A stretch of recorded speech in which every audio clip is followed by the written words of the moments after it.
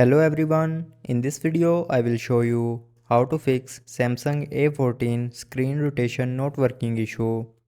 So before starting the video, don't forget to subscribe the channel and also press the bell icon.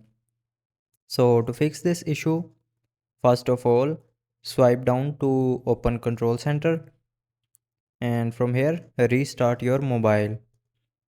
Click on restart and after that go back to your home screen and open Play Store.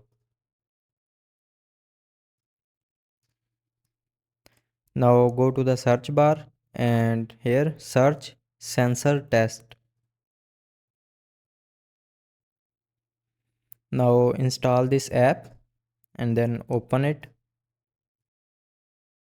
and from here you can check your sensor test, and after that open settings.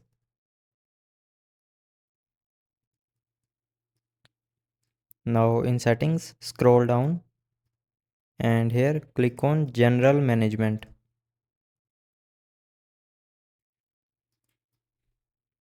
Now in general management scroll down and click on reset,